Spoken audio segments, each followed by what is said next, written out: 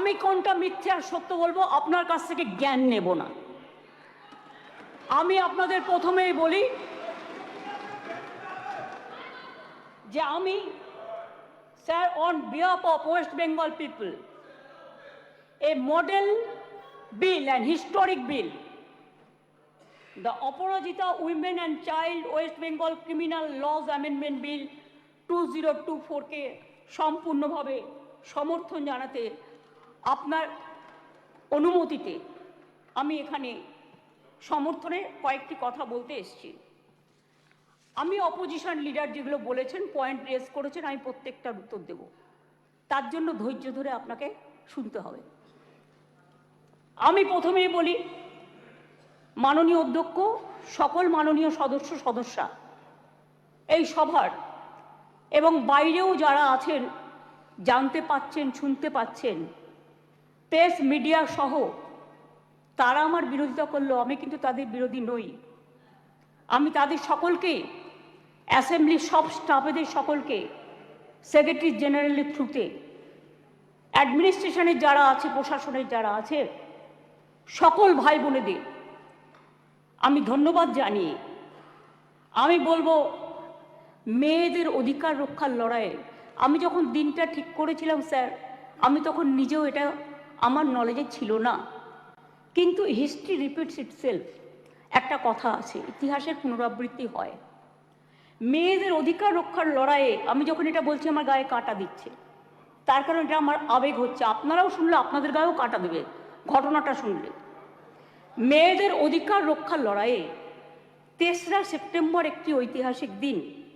আজ থেকে 43 বছর আগে 1981 সালে আজকের দিনেই ইউনাইটেড নেশনস মেয়েদের অধিকার সুরক্ষিত করার জন্য, তাদের বিরুদ্ধে সব বৈষম্য দূর করার জন্য চালু করেছিল the convention on the elimination of all forms of discrimination against women. সংগঠিত হয়েছিল ইউএনের আন্তর্জাতিক নারী বৈষম্য বিরোধী কমিটি, এবং সেই দিনটা আজকের দিনের সাথে মিলে যাওয়াতে আমি ইউনাইটেড নেশনসকে অভিনন্দন জানাচ্ছি। এবং বিশেষ করে নারী সুরক্ষার স্বার্থে আমাদের মা বোনেরা, ভাইয়েরা যে লড়াই করছেন, সিভিক সোসাইটি থেকে শুরু করে ছাত্রছাত্রীরা, আমি সবাই, আমার লাইনে আসতে অনেক টাইম লাগবে, আপনার ট্রেনটা বেলাইন হয়ে গেছে, ওটা সামলান আগে। আমি আপনাদের বলি, আমি সবাইকে অভিনন্দন জানাচ্ছি। আমি অভিনন্দন জানাচ্ছি, এটা অভিনন্দন নয়, আমার সমবেদনা পরিবারকে জানাচ্ছি, নির্যাতিত পরিবারকে। তার নাম তো নিতে পারি না। যে মেয়েটি নির্যাতিত হয়েছে তার জন্য আমি শোক জ্ঞাপন করছি। সাথে সাথে সারা ভারতবর্ষে যারা ধর্ষিতা হয়েছেন, যারা নির্যাতিত হয়েছেন, তাদের সকলের বিরুদ্ধে যে অত্যাচার হয়েছে, সেই অত্যাচারের করুণ কাহিনী আপনাদের একটি কথাতেও আমি শুনলাম না। তাদের সকলের ব্যাপারেও এই সভা শোক জ্ঞাপন করছে, এটা আমি আবেদন করব এবং তাদের পরিবারবর্গকে সমবেদনা জানাচ্ছি। ধর্ষণের মতো নিকৃষ্ট, নৃশংস, ন্যক্কারজনক ঘটনার ক্ষেত্রে অত্যন্ত দ্রুত পুলিশি অনুসন্ধান ও বিচার প্রক্রিয়া সম্পূর্ণ করে দোষীদের কঠোর শাস্তি দেবার কথা আমরা বলছি। কেন বলছি তার নিশ্চয়ই কতগুলো কারণ আছে। যে কোনো শুভবুদ্ধি সম্পন্ন মানুষই কোনো রকম শর্ত ছাড়া নিঃশর্তভাবে এই বিলকে সমর্থন করবে আশা রাখি। ধর্ষণ মানবতার বিরুদ্ধে এক বড় অভিশাপ। ধর্ষকের নির্মম শাস্তি প্রাপ্য। যে সমাজে মেয়েরা ভালো থাকে না, সে সমাজ কখনো ভালো থাকতে পারে না। আমি বিদ্রোহী কবি নজরুলের ভাষায় বলি, বিশ্বে যা কিছু মহান সৃষ্টি চিরকল্যাণকর, অর্ধেক তার করিয়াছে নারী, অর্ধেক তার নর। মনে রাখবেন, আমার নিজেরও মনে রাখবেন, আমি মনে করি পারিবারিক কাউকে আমি একজনকে হারিয়েছি। যখনই এ ধরনের ঘটনা ঘটে, আমার কলম দিয়ে লেখনী বেরোয়। দেখবেন একটি আমার কবিতার বই আছে, তার হেডিংটা আছে সে নেই। দিল্লিতে যখন অভয়াকাণ্ড হয়েছিল তার নামেই আমি ওই বইটি অর্পণ করেছিলাম। যতদিন এই তদন্তভার কলকাতা পুলিশের হাতে ছিল, মেয়েটি মারা গেছে 9 তারিখে, 9 আগস্ট। আমি সেদিন ঝাড়গ্রামে ছিলাম। তার ডেড বডি দাহ হয়েছিল রাত্রি 2:02 এরকম টেন্টেটিভলি নাগাদ, অর্থাৎ 3 তারিখ, এই 10 তারিখ। 12 তারিখে আমি নির্যাতিতার বাড়িতে গিয়েছিলাম।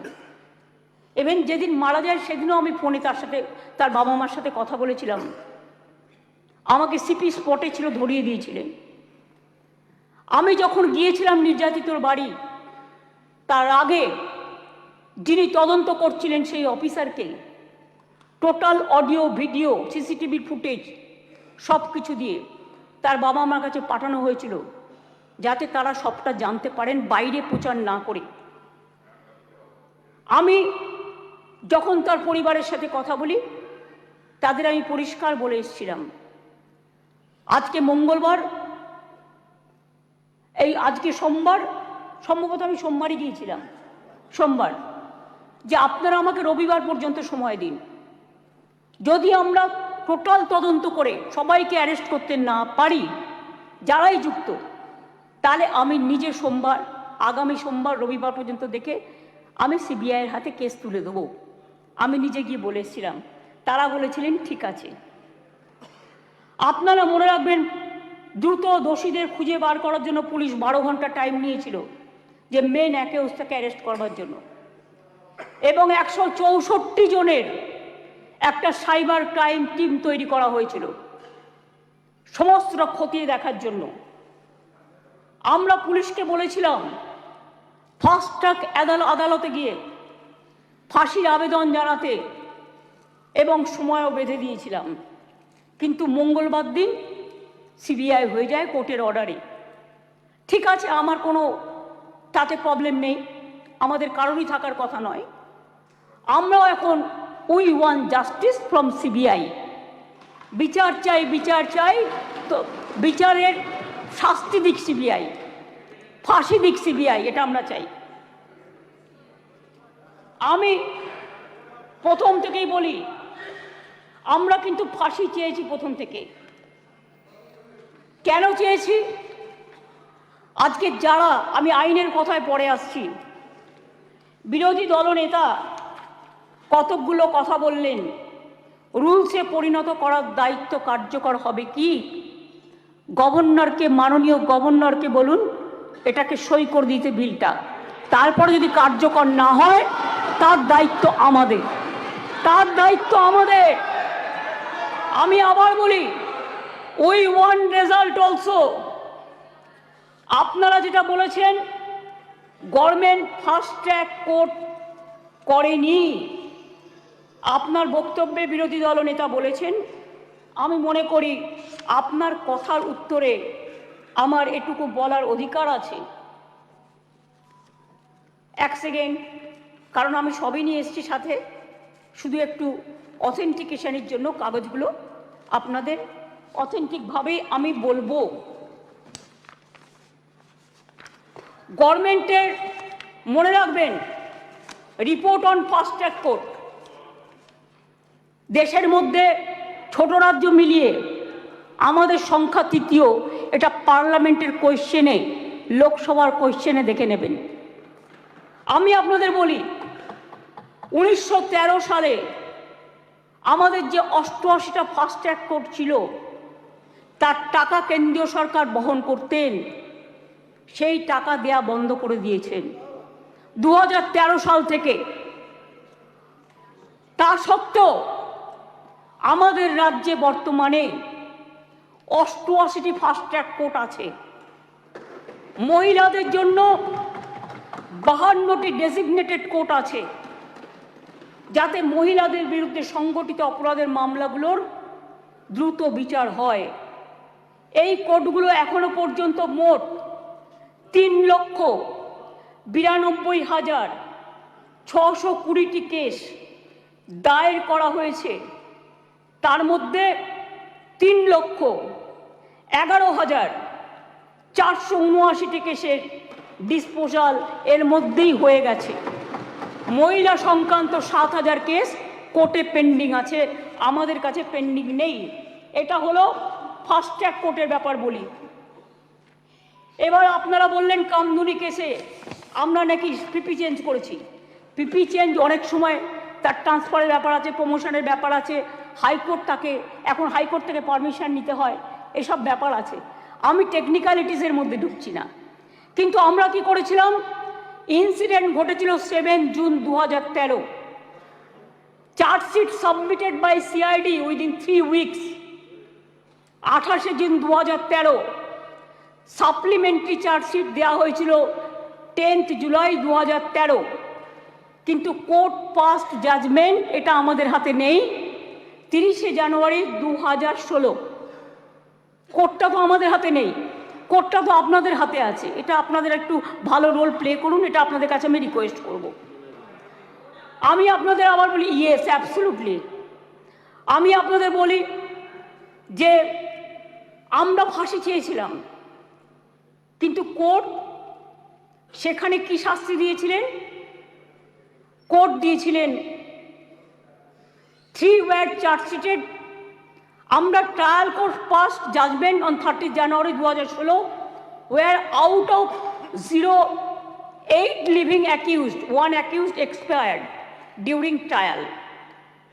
3 were charged with the death penalty. 3 were charged with life imprisonment and 2 were acquitted.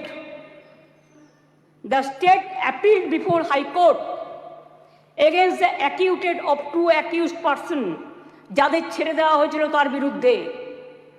Trial court convicted person also appealed before the Honorable High Court. High Court passed judgment 6 October 2023। তাতে তারা শাস্তির ডেথ পানিশমেন্ট দেওয়ার বদলে 2 জনকে দিয়েছিলেন life conviction, 1 জনকে ছেড়ে দিয়েছিলেন, 3 জনকে 7 years পানিশমেন্ট দিয়েছিলেন, আর অ্যাকিউটেড 2 জন ছিলেন, তার বিরুদ্ধে আমরা এসএলপি সুপ্রিম কোর্টে ফাইল করেছি এবং 9 অক্টোবর 2023 এটা এখন পেন্ডিং আছে সুপ্রিম কোর্টে। এটা আপনি আমাকে জিজ্ঞেস করেছিলেন রিগার্ডিং ফাস্ট ট্র্যাক কোর্ট এবং কামদুনি। আপনার উত্তরে এগুলো কোশ্চেনের উত্তর আমি এগুলো জানালাম, কারণ এটা আমার জানানোর অধিকার এবং দায়িত্ব। কারণ আমি মনে করি অপোজিশনেরও একটা দায়বদ্ধতা আছে সরকারকে তার কোশ্চেনের উত্তর দেওয়া। 3, আপনারা অনেক কথা বলতে বলতে হঠাৎ বলে ফেললেন ট্রেনেও রেপ হয়েছে। ট্রেনটা কার দায়িত্বে? রাজ্য সরকারের। ট্রেনের ভেতরটা রক্ষা করার দায়িত্ব আরপিএফ এর। Please realise, railway protection force. এটা রেলকেও দেখতে হবে, ঘটনাগুলো ঠিক নয়। মনে করুন আমি এবার আপনারা কিছু প্রেসিডেন্ট দিয়েছেন, দিতেই পারেন, কিন্তু আমি কোনো কাগজ দিচ্ছি না। তার কারণ খবরে কাগজ দিচ্ছি না, কারণ এগুলো নিজেদের তৈরি করা রিপোর্টও হতে পারে। আমি স্পিকার সাহেবকে বলবো ক্রস চেক করুন all of the fake news, maximum cross check করে আপনি যদি দেখেন correct information, I don't have any problem. কিন্তু যদি দেখেন wrong information, misleading information, disinformation and distorted information and destructive information and provocative information, then speaker has the right to deal ইট।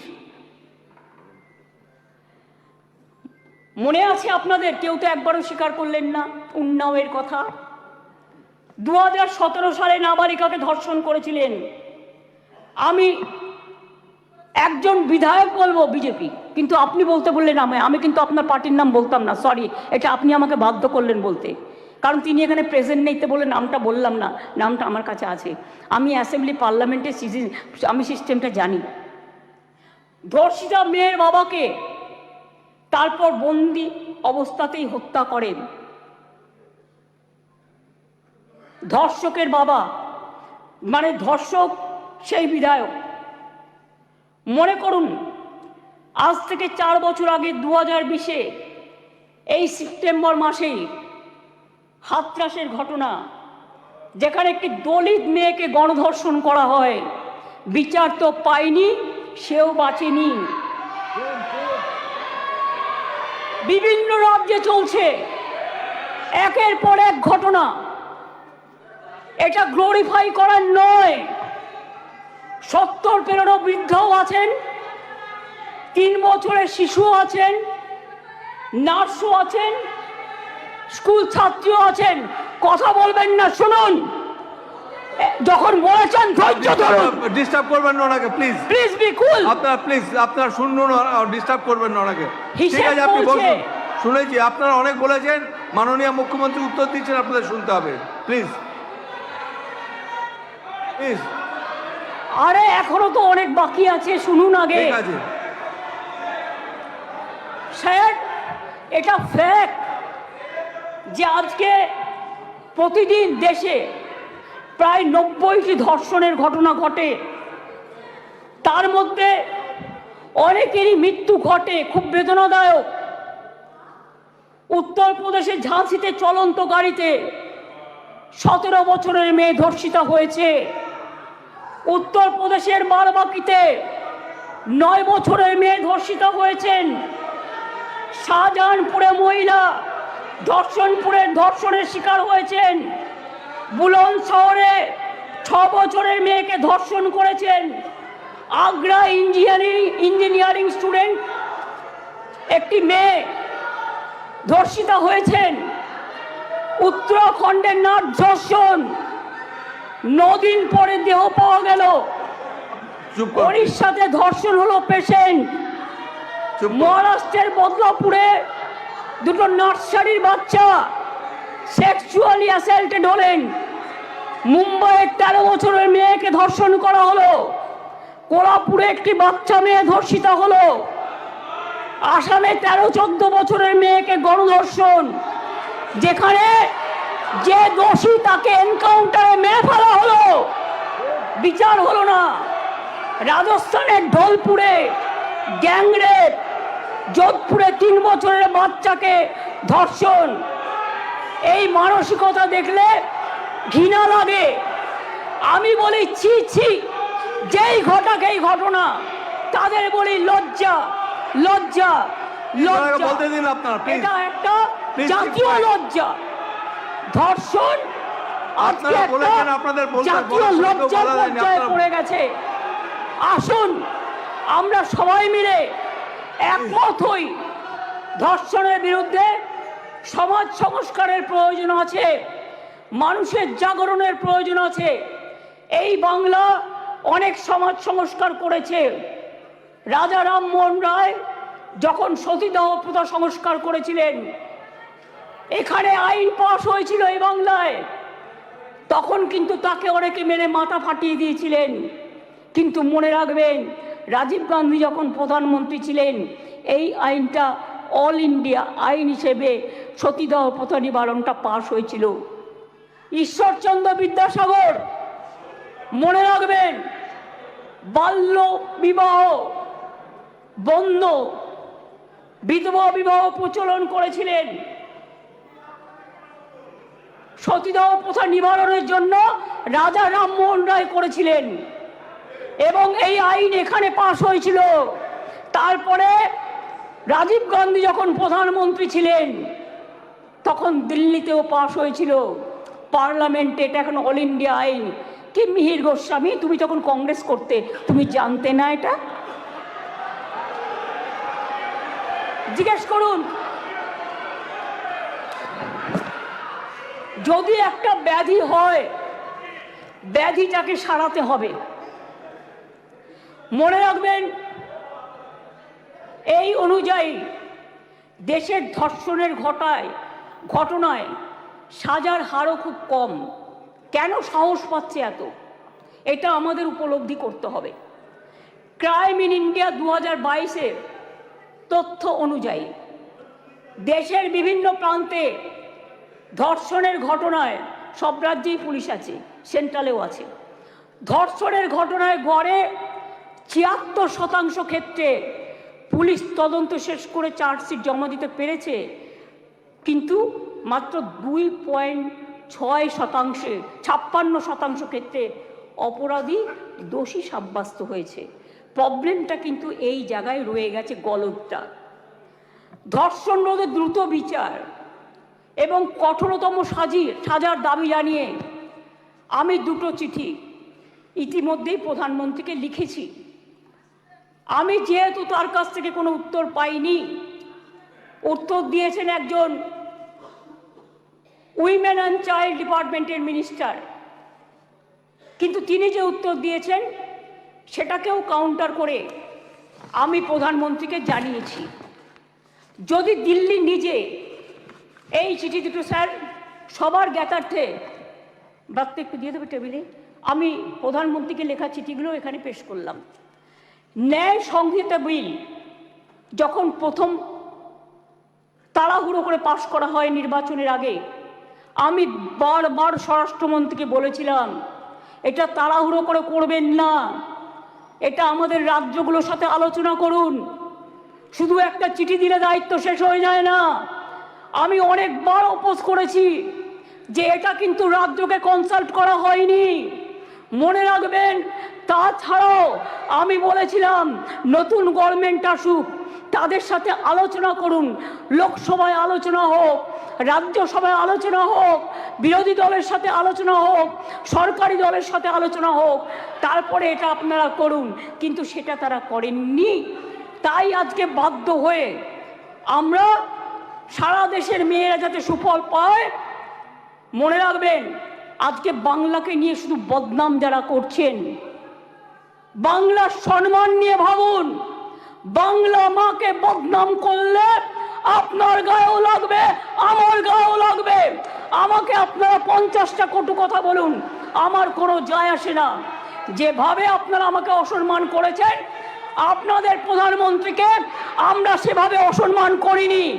কখনো ভেবেছেন যে আপনারা যেভাবে আমার বিরুদ্ধে বলছেন, আমাদের দল যদি সেভাবে প্রধানমন্ত্রীর বিরুদ্ধে বলে, স্বরাষ্ট্রমন্ত্রীর বিরুদ্ধে বলে, আপনাদের মুখ্যমন্ত্রীগুলোর বিরুদ্ধে বলে, আপনারা তখন কি দেখবেন?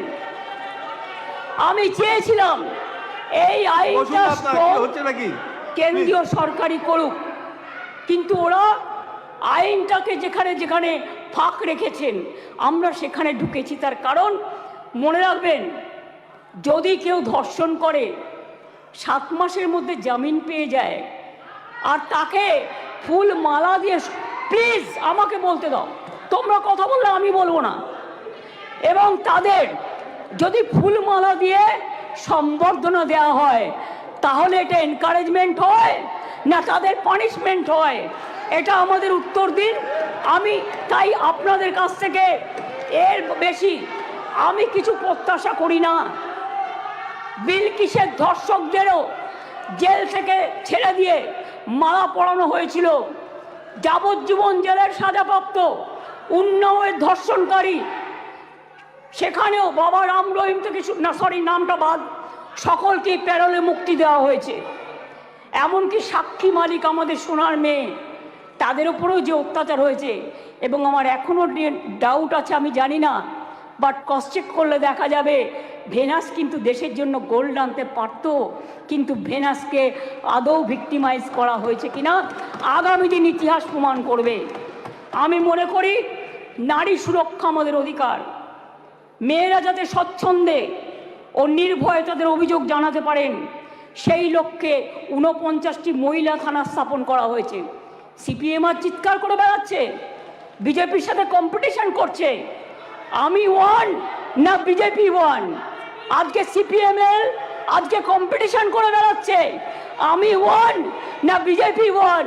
শুনুন, মনে রাখবেন সিপিএমের 34 বছরের আমলে একটা মহিলা থানা ছিল না। আমরা 49টি মহিলা থানা আমরা ইতিমধ্যেই করেছি। 2011 সালের আগে কোনো মহিলা থানা বাংলায় ছিল না।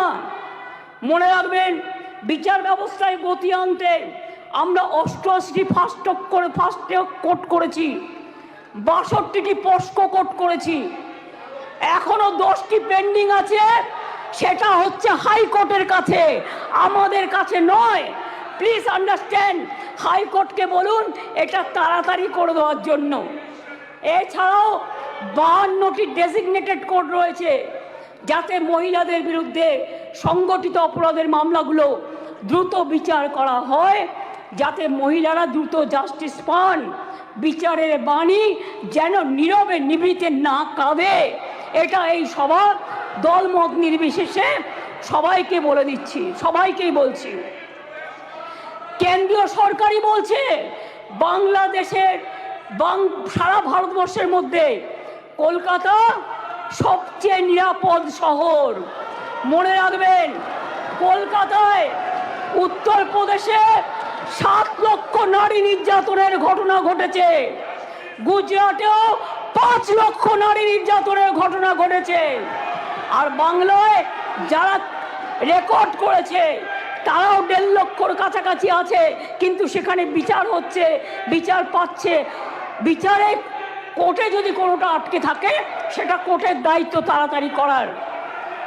মনে রাখবেন, সেখানে Suvendu Adhikari, please, Suvendu Adhikari, I request you not to behave like this. আপনাকে শোভা পায় না। সর্বশেষ তথ্য বলছে, প্লিজ কিপ কোয়াইট। দেশের প্রতি লক্ষ মহিলা প্লিজ জনসংখ্যায় যেখানে 4.5টি ধর্ষণের ঘটনা ঘটে, সেখানে বাংলায় হার 2.3।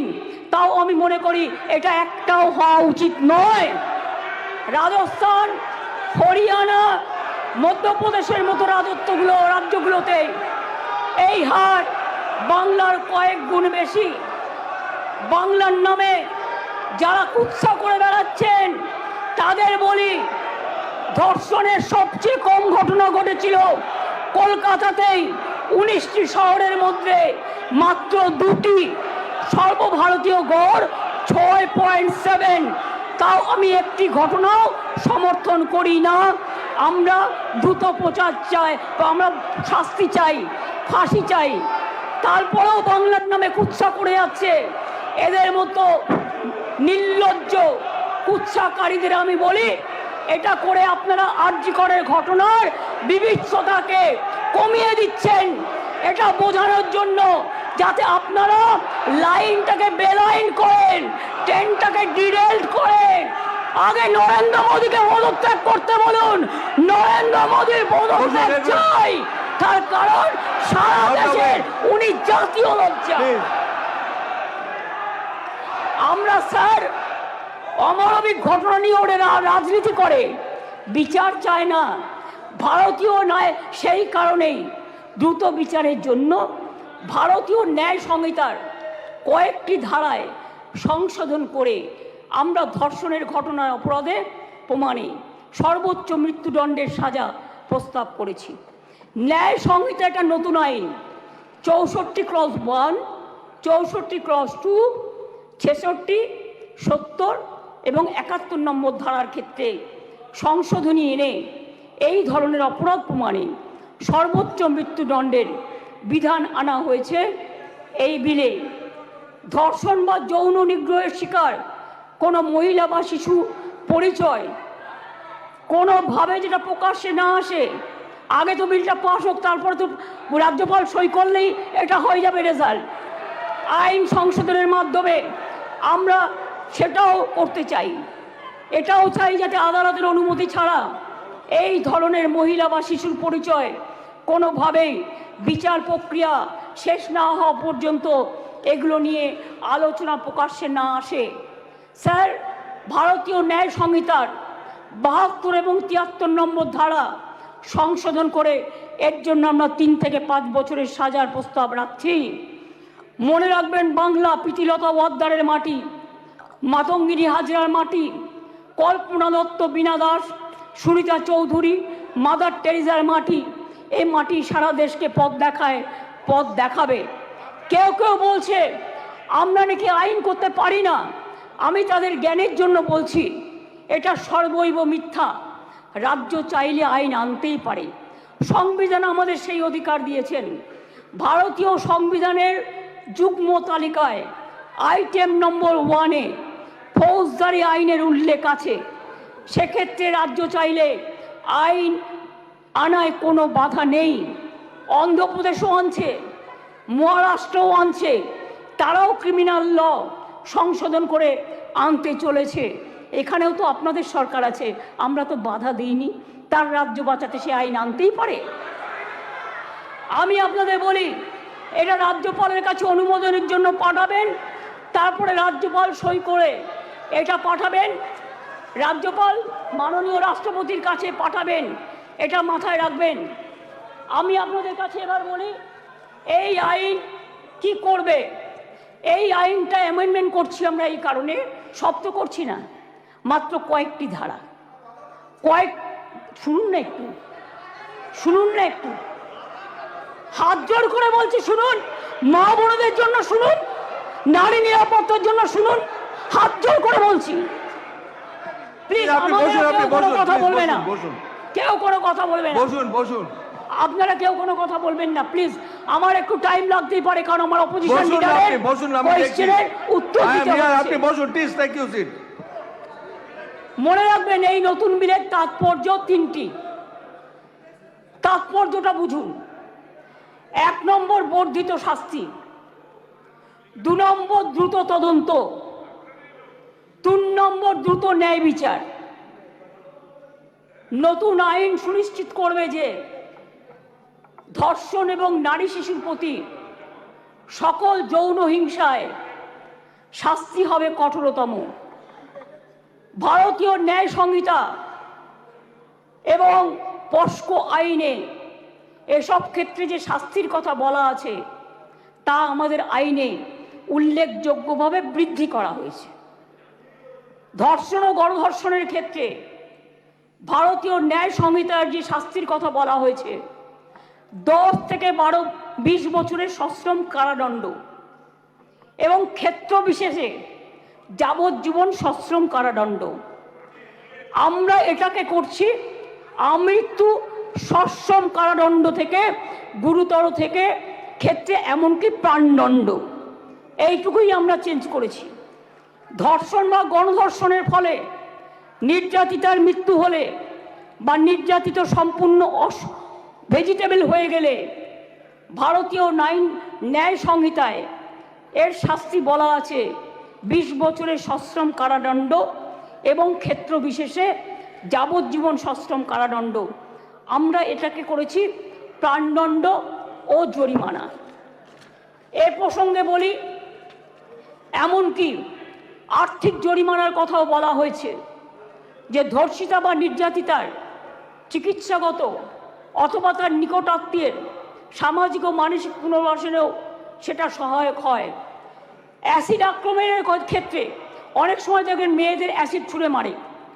অ্যাসিড আক্রমণের ক্ষেত্রে ভারতীয় ন্যায় সংহিতার এর শাস্তিতে বলা আছে 10 বছরের সশ্রম কারাদণ্ড, ক্ষেত্র বিশেষে যাবজ্জীবন সশ্রম কারাদণ্ড এবং ফাইন।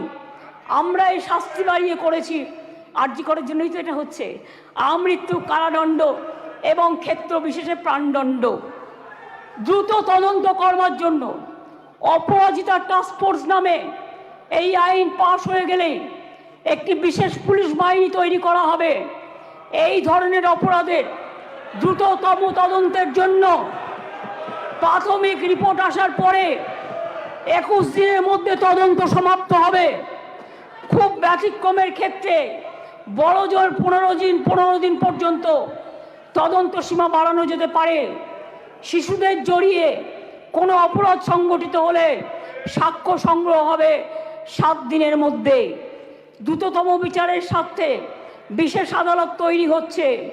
চার্জশিট জমা দেওয়ার 30 দিনের মধ্যে ট্রায়াল শেষ করতে হবে।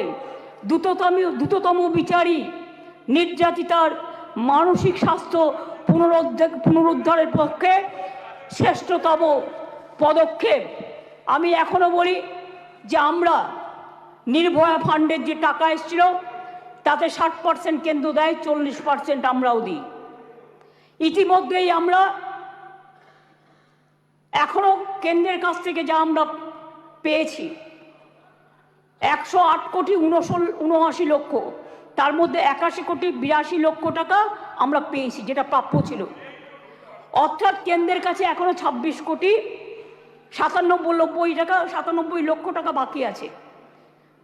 কেন্দ্রের কাছ থেকে যে টাকা আমরা পেয়েছি তার কাজ পুরোটাই করা হয়েছে। 72% টাকার ইউসিও জমা পড়েছে, বাকি টাকার কাজ দ্রুত গতিতে চলছে।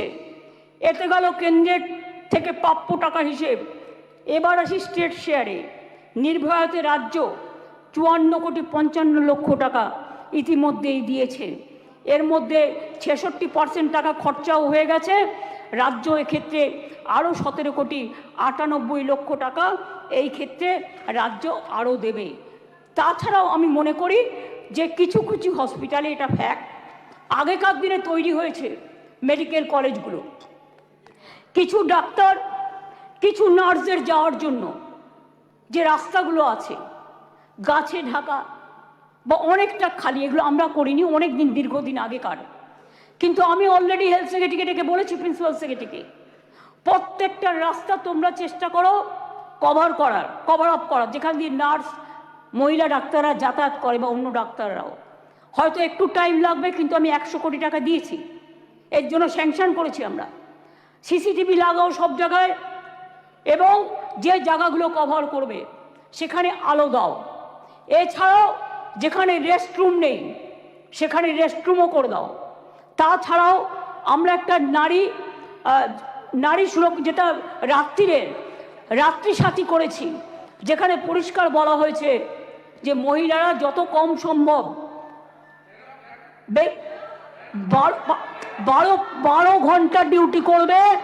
যদি এমার্জেন্সি থাকে তার ডিউটি ডাক্তার বাড়াবে।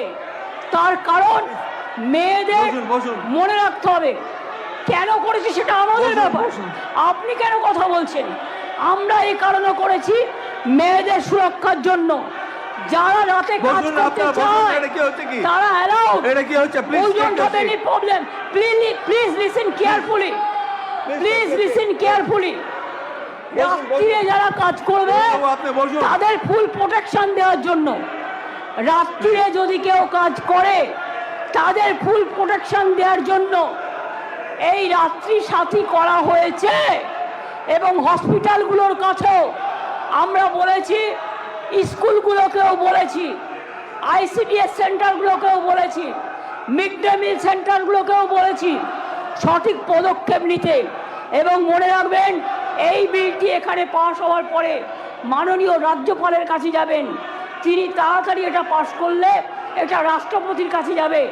রাষ্ট্রপতির কাছে গেলে এটা আইনে পাস হবে, এবং এটা আইনে পাস হলে এটা একটা ইতিহাস হয়ে থাকবে, এবং সব রাজ্য এটাকে আগামী দিন মডেল করবে, মনে রাখবেন।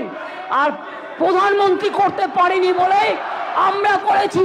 প্রধানমন্ত্রী, আপনি দেশের লজ্জা, আপনি মেয়েদের প্রোটেকশন দিতে পারেন না, তাই আপনার পদত্যাগ দাবি করছি। স্বরাষ্ট্রমন্ত্রীর পদত্যাগ দাবি করছি, বিজেপি মন্ত্রীদের পদত্যাগ দাবি করছি, রাজ্যে যে মুখ্যমন্ত্রীরা আছে পদত্যাগ দাবি করছি। আর অপোজিশন লিডার গুলি চালাবার কথা বলেছেন, তাকেও পদত্যাগের দাবি করছি। আমি এইটুকু বলে সবাইকে ধন্যবাদ জানিয়ে আমার কথা শেষ করছি। অনেক অনেক ধন্যবাদ। জয় হিন্দ, জয় বাংলা। মেয়েদের জয় হোক, নারী শক্তির জয় হোক, অপরাজিতারা বিচার পাক, আরজি করে দোষীদের ফাঁসি হোক, এটা আমরা চাই।